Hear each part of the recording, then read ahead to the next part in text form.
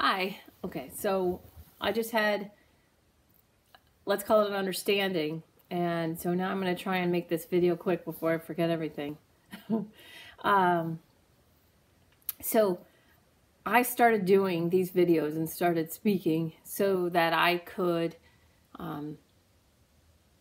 bring people together, realizing that, we're all on the same side. Okay. But I realized pretty recently that me trying to bring people together and me trying to get everyone to see that we're all on the same side is actually steamrolling other people's free will choice. And it's me not respecting their free will choice, which is one of my tenets now as a Renegade Yogi. So by trying to force people to see that they're all on the same side, bringing people to the center, I was not respecting people's free will choice to stay divided. And I wasn't respecting that they are comfortable in their echo chambers. So recently I started respecting people's echo chambers and respecting their free will choices to stay divided. And in doing that, that made a huge shift for me. So I'm going to try and explain how that happened, I guess, today. So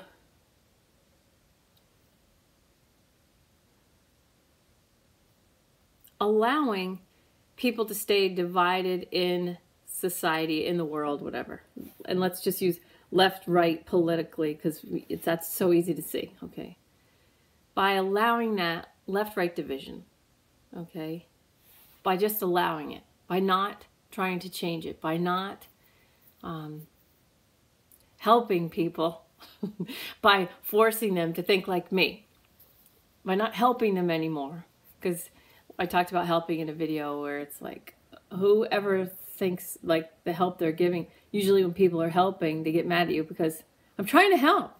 And it's like, well, you're really not helping because you're not doing what I'm asking you to do. You're helping me the way it's comfortable for you.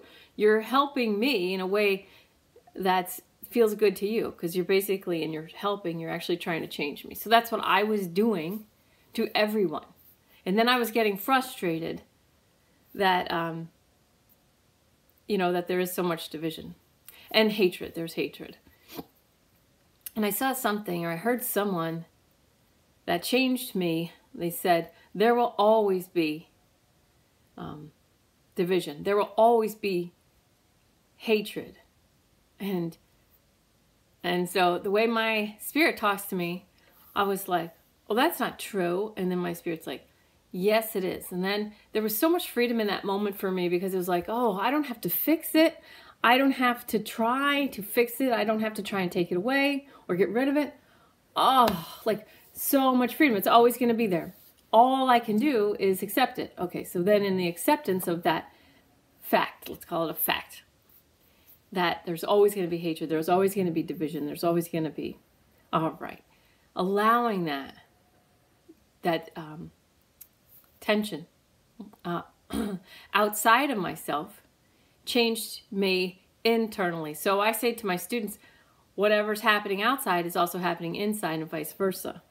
So like, if you find yourself cleaning and like getting rid of stuff, cleaning in your house, in a room, you're also cleaning internally too. You may not know it, but as it is inside, so it is outside. As it is outside, so it is inside. So the two worlds mirror each other. And there has to be a tension. If there's no tension, it's just like the weather.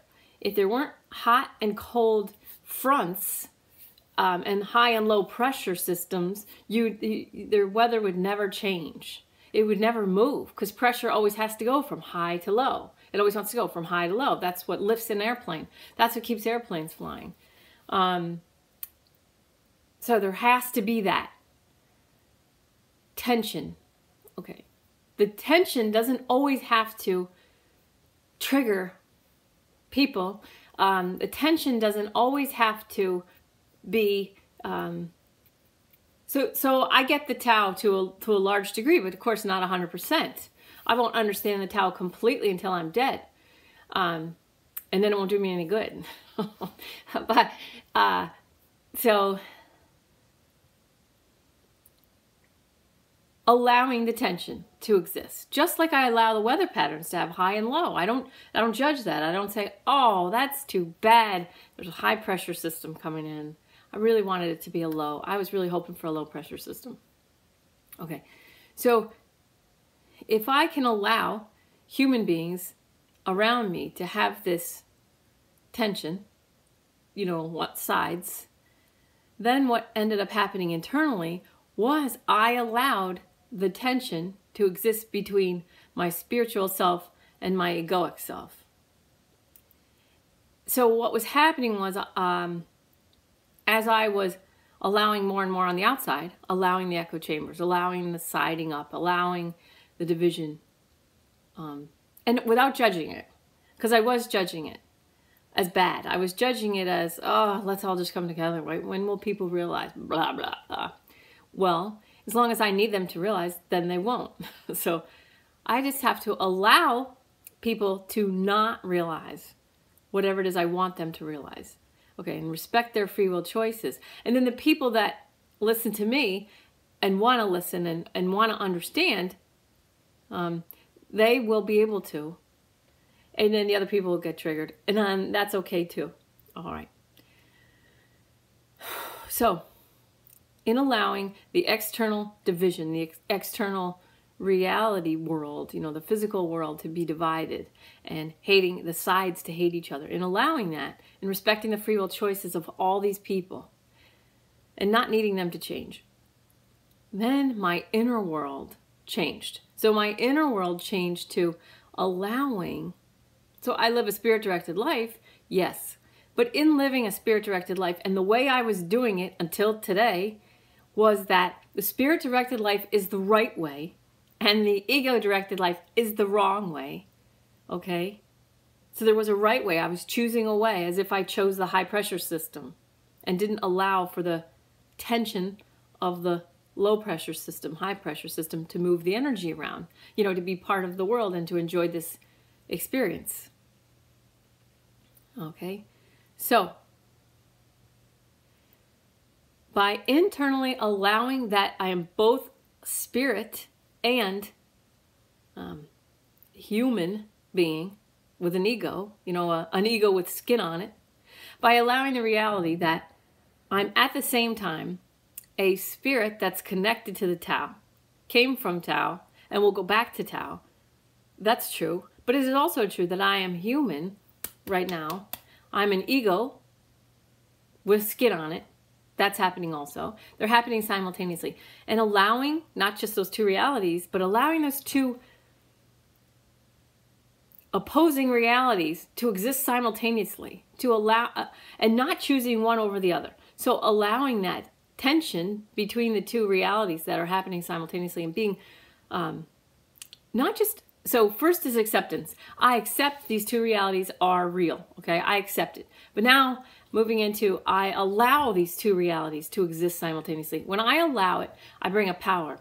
All right, so what was happening internally was I was allowing this reality of the physical, you know, of the spiritual being, of allowing the spiritual reality to exist simultaneously in the same space as the human, the ego wrapped in skin reality, and allowing those two.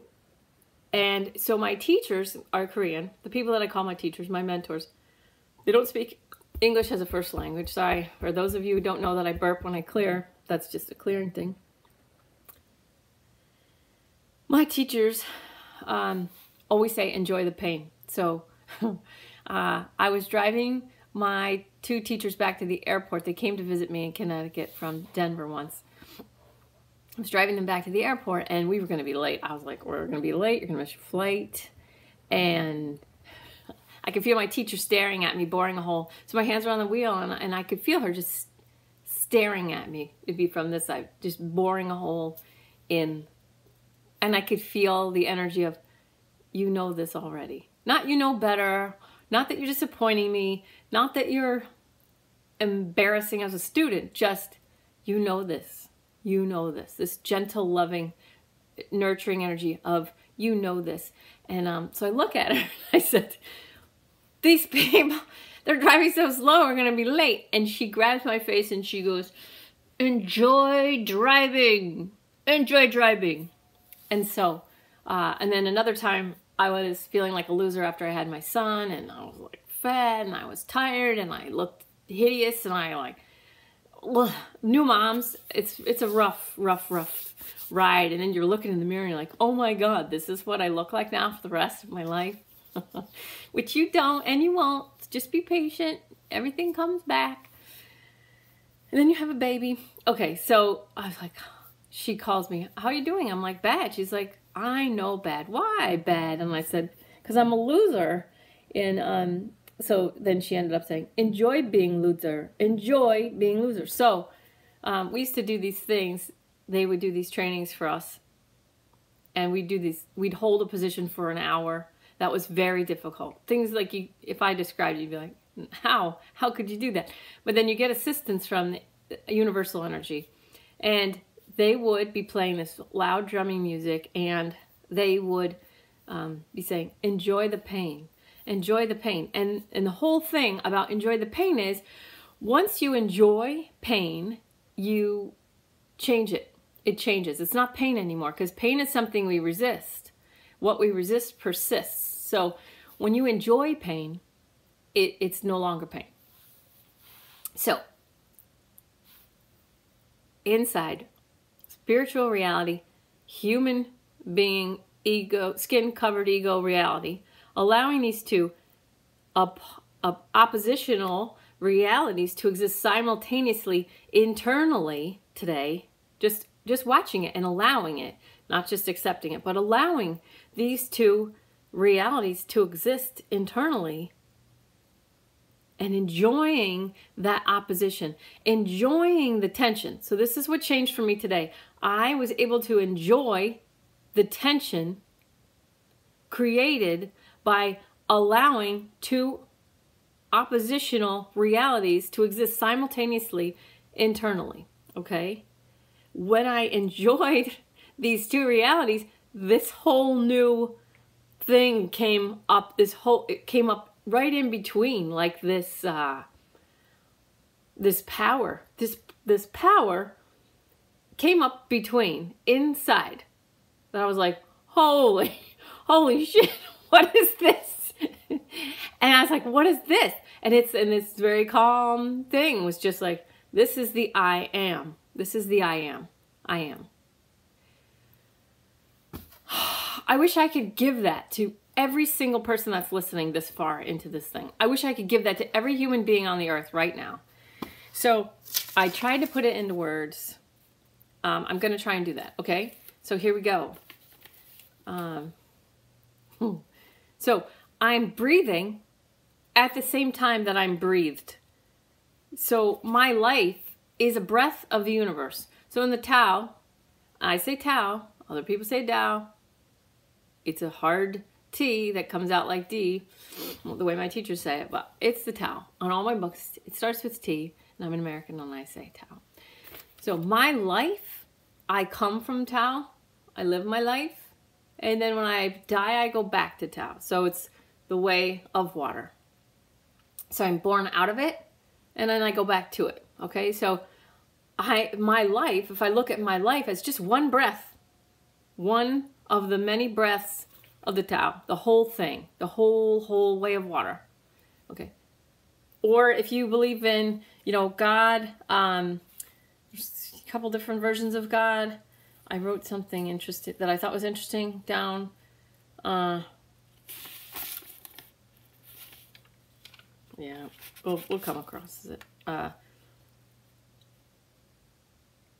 Okay. So if I'm both at the same time I'm breathing. I am breathing, but I'm also breathed. So in being breathed, I'm just one breath of the universal flow, the universal life force. My life as Carla, I'm an inhale. My whole entire life as Carla is just one inhaled breath of the universal energy. And then when I die, it's just an exhale. That's all it is. That's all it is. And, okay, I hope that makes sense. I thought that was it was so neat because I can feel this stuff. It's just hard to relay in using 26 letters in an alphabet to explain what happens. So I am breathing. At the same time, I am breathed. My life is a breath of the universe. Okay? I think I covered that. So allowing division. And then allowing the division, then enjoying the division. So not getting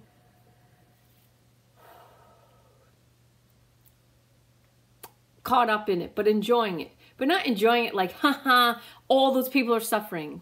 This side's, you know, so like Stephen Colbert is making fun of, you know, the right, and they're having fun and haha, and then jumping on, you know, I don't watch television, so it's hard for me, but I know that and then like enjoying like, I don't know, Hannity, I don't really know, like making fun of the left. So it's not like that. That's not what I'm talking about. It's not like enjoying the nasty, hateful, humorous remarks on one side and then enjoying the nasty, hateful remarks on the other side. It's not that. That's not what I'm talking about. It's stepping back from the whole thing. George Carlin, this is in my book actually, George Carlin was asked by Dennis Miller once on, Dennis Miller had a show, it wasn't on very long, it was a long time ago, so George Carlin was on there, and Dennis Miller said, and I didn't even watch the whole show, I just saw this snippet, just this, because I never had time to watch television, or I didn't make time to watch television, I guess is a better way to say it. Anyway, Dennis Miller goes, how do you do it, George? You and I feel the same way. How do you do it? How do you handle people? Because you and I feel the same way, and I think, and George Carlin said, and I'll never forget this, because Dennis, he says, he says, how do you do it without becoming cynical like me? I'm cynical, Dennis Miller said. Something like that. And George Carlin goes, because Dennis, he says, you're in it. You're in the drama, for however he said it. He says, I'm on a cloud looking down at all the ridiculousness. You guys want to fight and kill each other in wars? Whatever. He says, you know, so he's like, I just stay above it. So that's what I mean. It's like you rise above it, and you're looking down on it, and you're allowing it. And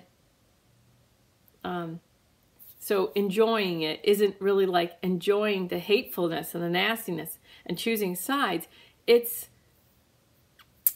It's just a matter of allowing it and then enjoying your connection to not being better than everybody else, but just being above and feeling this. It's like a line of energy.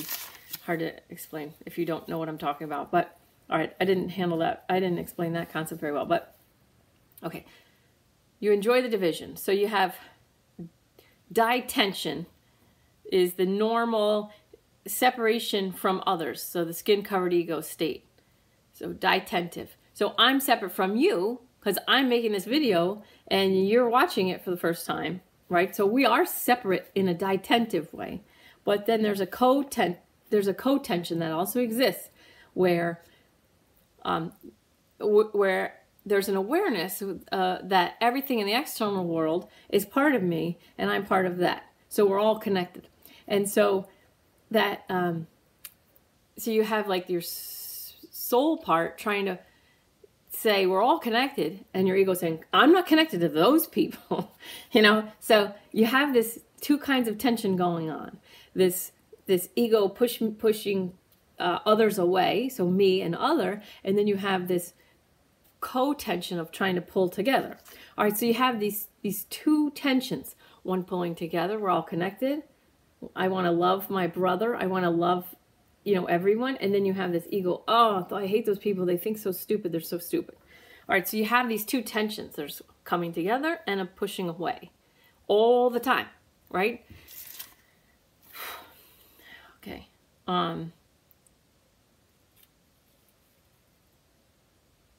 Now, okay. So then this moved into, So then the Tao came in. I'm an expression of life, just like you are. Okay, and then we have the pushing away, the detention, the self versus other. Okay, they're trying to blame. So there's blame. Who do we blame? And you only have so much time, energy, money, resources on as your physical life. And don't get too caught up in this. If I'm impeccable with my word, this video will be like 17 hours long. So just bear with me on some of this stuff. Where was I? Okay, so there's a lot of people, which I have to respect their free will choice, using a lot of energy, time, money, computer resources, all this stuff, electricity through the computer, whatever, to try. Let's figure out who to blame. Who do we blame? Who can we blame? Okay, so the blame goes can go all the way back to however you think the universe started, if you think the universe started somewhere. So you may think that the universe always was. Okay, so it always existed. Like our energy, we always existed. All right? So, and everything's just happened as a result, just as a result. Things keep happening. Okay? But then there are some people who are religious and believe the Bible story of, Adam and Eve. And then other people believe in the Big Bang Theory, that a Big Bang happened and everything came out of that. All right. If you want to assign blame, it can go back either to Adam and Eve, if that's what you believe, or to the Big Bang, if that's what you believe. It all started then. When did it all start? So for people who want to understand what I'm saying, want to have this kind of stuff happen to them, if you want to understand what I'm saying, then I'm saying you need to first stop wasting your resources trying to figure out who to blame, or where does blame go? Who should we blame? All right.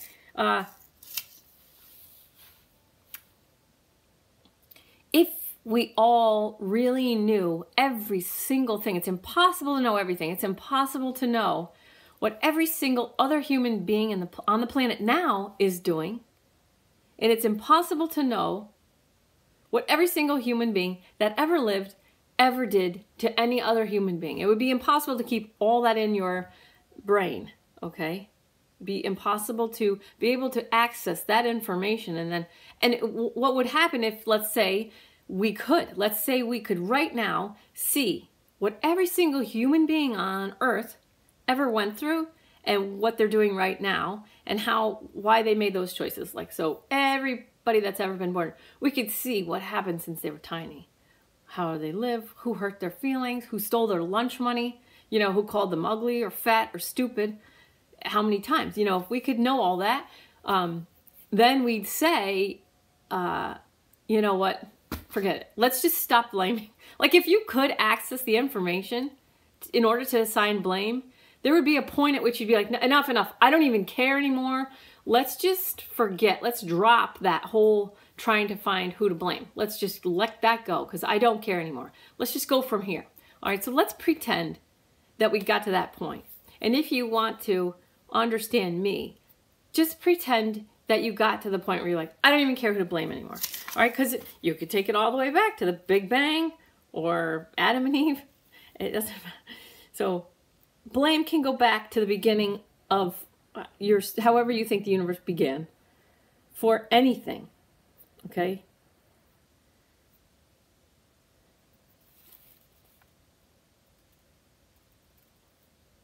Okay. So I say let's use the energy that we would use to find who to blame. Let's use that energy to heal ourselves, love ourselves, and move forward into the reality that we want. All right. So I did this thing called 1, 2, 3, and Me. You can pick it up in probably online or a drugstore. And what it does is it can tell you where you came from. So I did this 1, 2, 3, and Me, and I'm a huge blend of all different regions in the world. And all right, it's irrelevant, really. I just wanted to know, and so it was a fun thing. I had $20, and So I did it. All right. And then I heard this other thing. So a Zen master, I just talked about Zen the other day. So Zen master, if you ask them a question, they'd say, who is asking this question?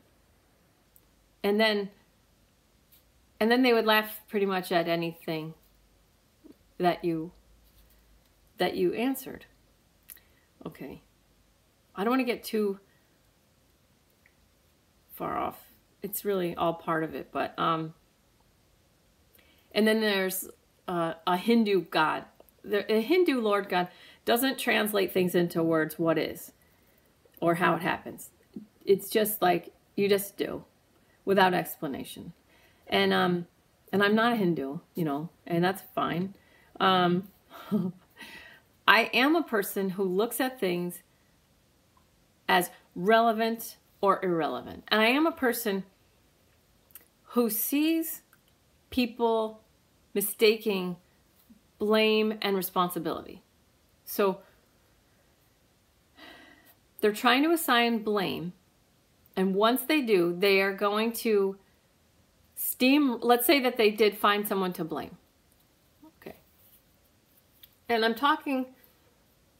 not talking about like little petty things, little petty crimes. Everybody should be held accountable. If you break the law and wherever you, well, that's not even true. See, nothing's true like all the time. Yeah, like at some level you just get to, who cares? Okay. The more people who move towards responsibility and away from blame, everyone is, okay, kids come in with a connection to the Tao, a more recent organic connection to the Tao. Some of us grown-ups are in the process of moving back toward the Tao with the wisdom, experience, and after having learned the language, you know, the 26 letters of the alphabet, how to make sentences, words and sentences, and explain concepts, we explain our experiences. I have to respect your free will choices to identify as the roles you play. The more identities you choose to be associated with, the further you take yourself from me as a divine spark. Okay, so here's this part. This is, first I want to talk about relevant and irrelevant. I'm done with my notes. So now I can put that away. Oh, okay. Yeah. All right. So to me, the people who they want to find who to blame, and then steamroll that person's free will choice whether or not to accept the blame or not, and force them to take responsibility. And that's fine. If you want to do it, if you want to be one of those people, if you want to work that way, you can. So I'm choosing not to do that. I'm choosing to just, I'm not a cop. You know, I don't have to like chase people who did something wrong. Thank God. I would not want to be a cop. But I respect them a lot and the job they do. They have to see a lot of the worst in humanity. But anyway,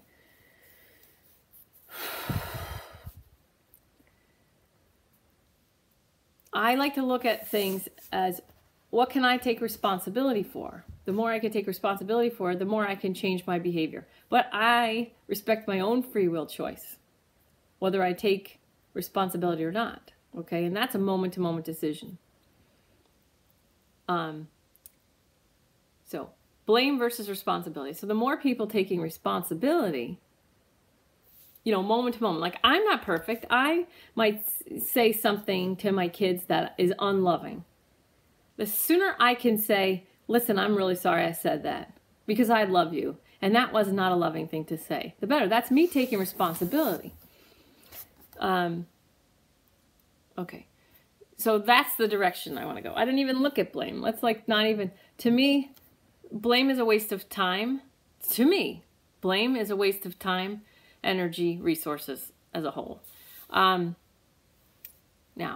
the other thing I want to talk about quickly is relevant and irrelevant. Okay, so what I also see going on right now is people taking irrelevant details and treating them as if they're relevant. Okay, so we can look back at the past. One of my students, said we can look back at the past, we just don't want to stare at it.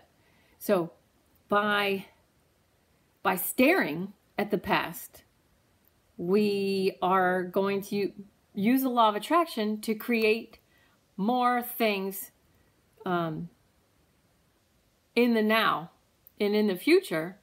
If we stare at, let's say, if we stare at how blacks were treated, if we stare at that, in the past, and the more we stare at it, and the more we talk about it, and the more we say, the more we create in the now and also in the future. This is just the law of attraction. This is just the way it is. So there are relevant details from the past that we do need to keep in mind and use in order to create a now and a future that we all want. So we don't want racism in the now or in the future. We don't want inequality in the now or in the future between human beings. We don't want that. Most people do not want that, okay? Every single human being at the core is love. Now, they do not all have loving behavior or behavior that I would agree with, but I have to still love every human being. When I love them, I free myself from all their drama, okay? I love them. I respect their free will choices. I forgive them, okay? This all gives me freedom from their drama. It all allows me to disconnect from their drama and experience the freedom as a divine spark that I am. Okay. If I think they should or shouldn't, if I hate them, I connect myself to them and their drama. If I don't forgive them, I connect myself to them and their drama on some level. So I look at what's relevant. What is relevant from the past? The relevant details are the ones that help us create what we want in the now and in the future. The irrelevant stuff, which I find people getting confused, thinking that the irrelevant stuff is relevant, okay? And then they're focusing on irrelevant things, and then they are creating a now and a future they don't want. I don't know how much I want to say about that. If you don't understand what I'm saying, ask me a question on Facebook.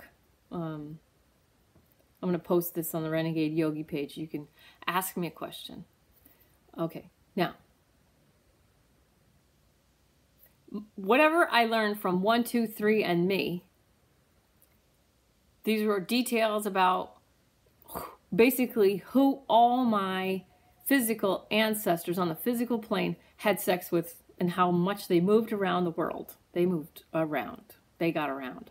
I had some adventurous ancestors as far as my physical makeup is concerned. Okay, so I have a chunk of Indian in me. Anyway, it's cool to know, but there's a degree of relevancy to that information. If I was like 100% anything, like let's say I'm 100% German, and then I identify as German, the more identities that I add to the I am, the farther away I get from the other divine sparks. Okay, how I want to say this.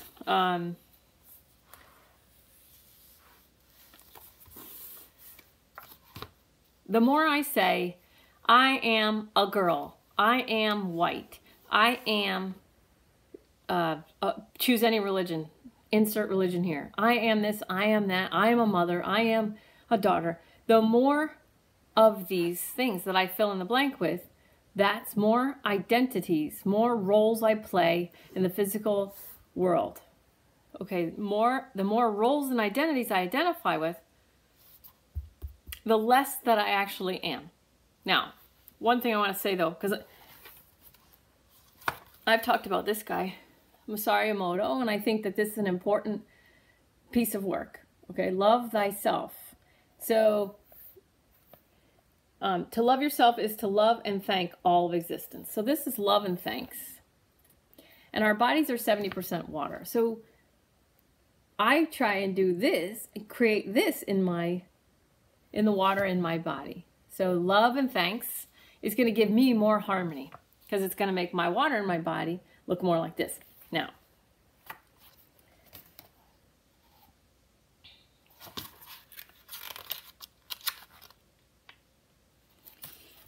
there's peace and there's war. See war?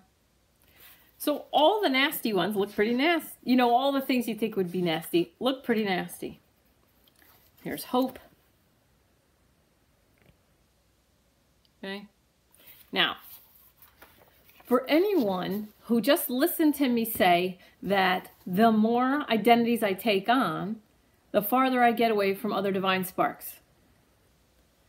And then if I say I'm an American, okay, you're going to think, well, there's another thing that disconnects you from the cohesive, the bringing together, the spiritual thing. So calling yourself an American is awful. That's bad.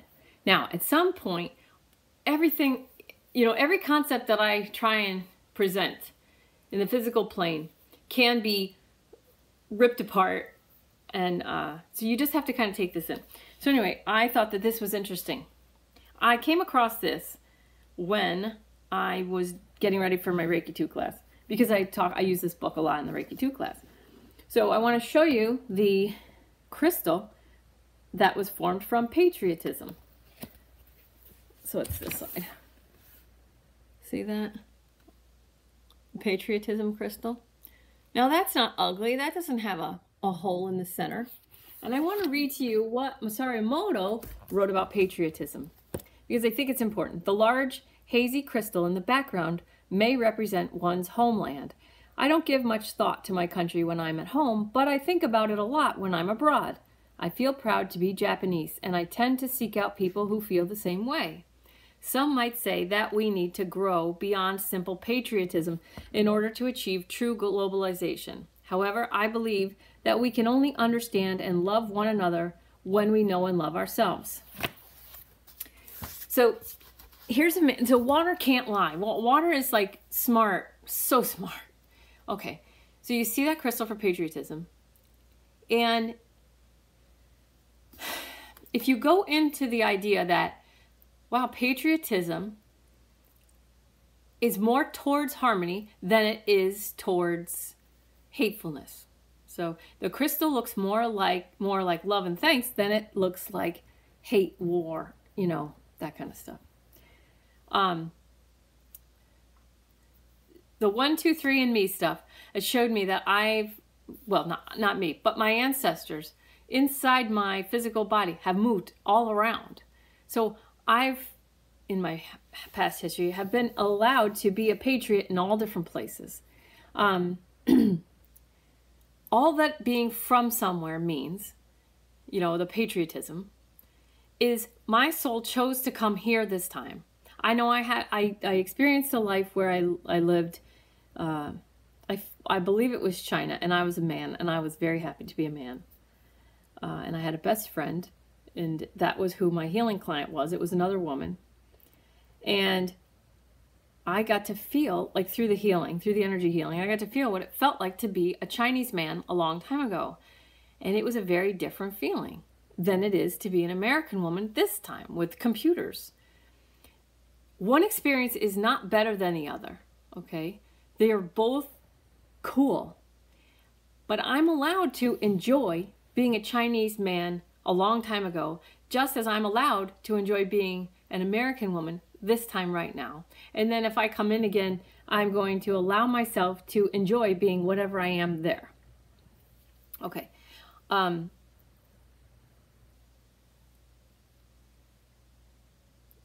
It's okay that there are other countries with other cultures. I lived in Holland for 6 months, and I got to travel around. I got to go to Germany. I got to go to all different countries.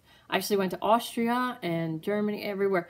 And I hiked in a lot of places, and I got to feel what it feels like to be, in Hindelang, Austria, and I got to feel what it feels like to be in this really remote part of France and eat croissants, and this jelly is amazing. And I got to feel what it's like to be in Berlin. What a cool city that was. I don't know if it still is. I'm not saying that it's not. I'm just saying when I was there, it was awesome. I felt like I was in a black and white painting, and it was overcast, and I could feel the power. I was there right after the wall came down, so I had gotten all these pieces of the wall, and it was a cool experience. And then I lived in Holland during the EC summit meetings. We had to carry our passports with us because there was all these diplomats from all over the other, European countries there. And the city would get shut down for them sometimes, and that was annoying and stuff, but it was still a cool experience. It was just a neat, I stood on the beaches of Normandy. I went to the American Soldier Burial Ground. Power, just so much power, all this stuff. So this is all history. This is all, it was relevant to me, when I stood in Normandy, when I stood and I saw all those white crosses in that burial ground, and I knew, I studied what had happened there and stuff. So that history was relevant. We don't want to create that again. But I didn't fight and scream in the cemetery of Normandy as if that was happening right now, because it wasn't happening right then. So the details of the history was relevant to a point where it gave me this feeling of just humility, just awe. I was awestruck. Didn't want to talk. Man, I'm telling you, everyone should go there. Anyway,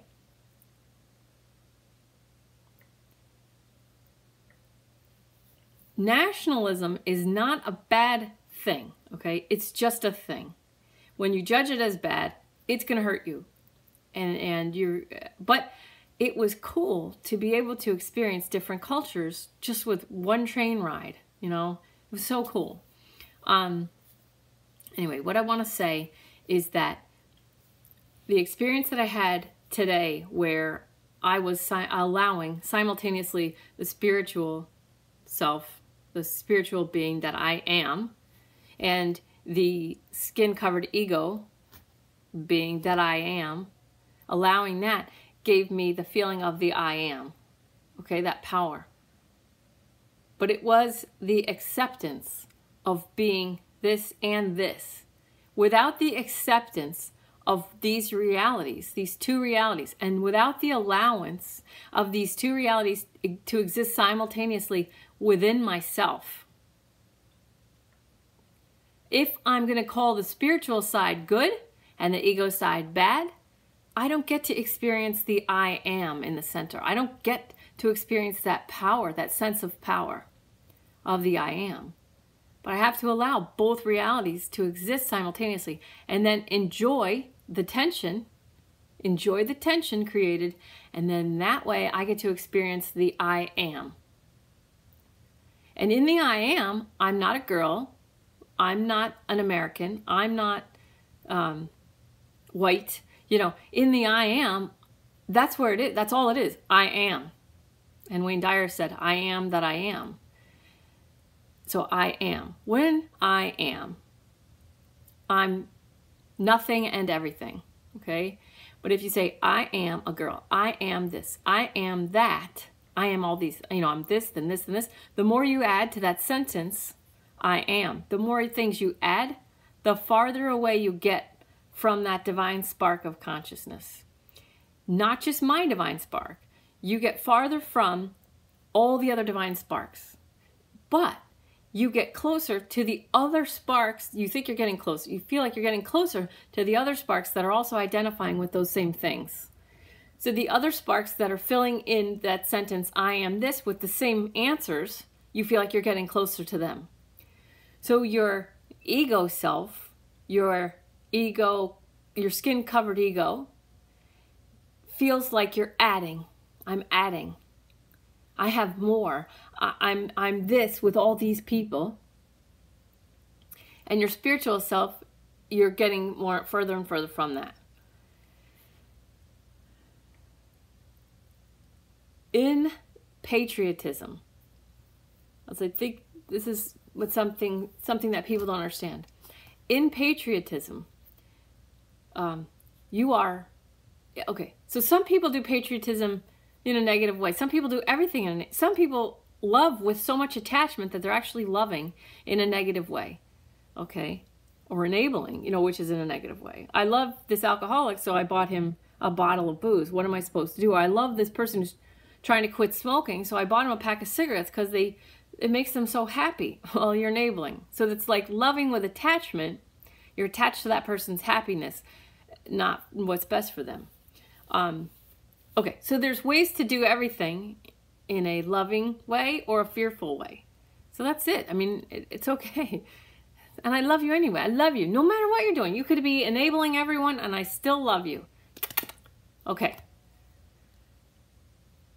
There is a way that patriotism can be enjoyed in a healthy way as part of the acceptance that I am an American, or I am a German, or I am a Chinese man. It's like, let me try this. There's this guy that calls the body like a space suit. Like we're all divine sparks, and we're traveling around, and our space suits change. So your life, your soul decides to be a woman, or decides to be a man, or decides to be this, or decides to be that. Tries out different religions just to see what this is like. When we identify as those things, we take our divine spark away from the other divine sparks. We are filling in the I am. But we can, so I can have the experience that I had today of the I am at the same time that I'm allowing my spiritual self and my white girl American, skin-covered ego self. I'm allowing these two simultaneous realities so I can enjoy the spiritual aspects of being in this human experiment, enjoy my body, enjoy my country, enjoy my, I have dogs, I have kids, I'm a mom right now, my life has changed. The attachment to, okay, so I had an attachment to being an airline pilot. I worked really hard for that job. I worked my ass off. I worked for so long, and then now I'm not that anymore. I had an attachment. It was, I was making six figures. Not anymore.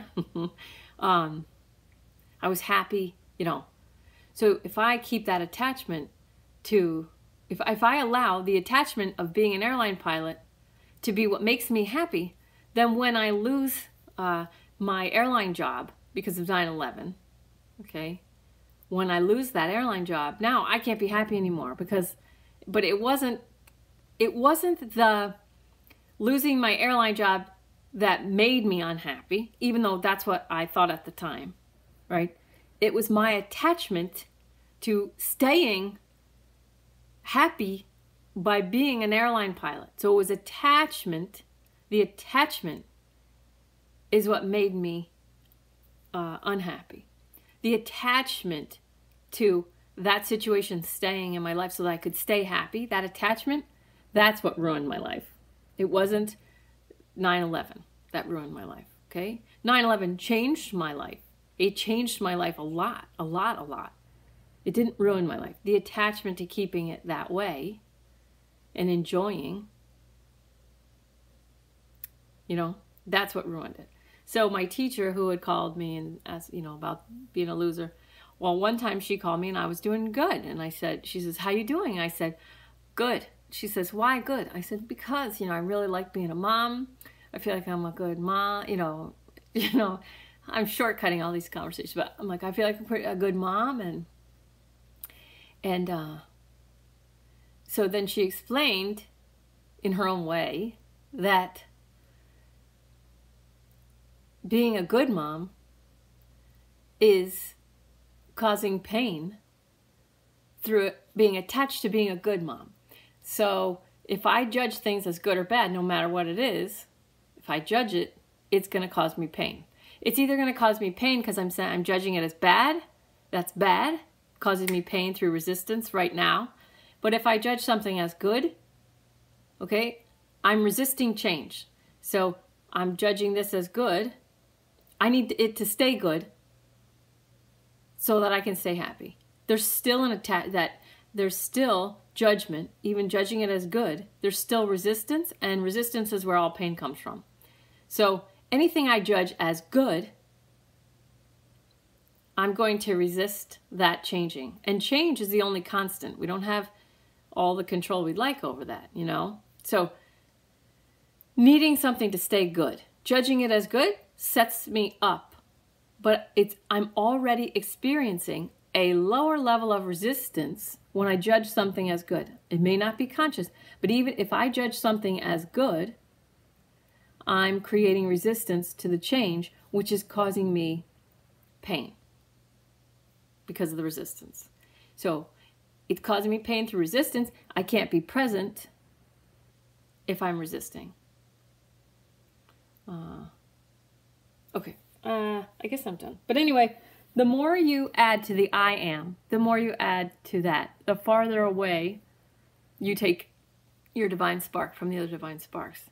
The more identities and roles that you acquire and buy into and align with these identities, the more your ego, you know, feels good, but it also becomes attached, and through attachment creates pain. So I'm going to do the next guided healing meditation will be March 1st. I think it's Thursday. So it's like 6 days away. And we're going to be dealing with attachment there.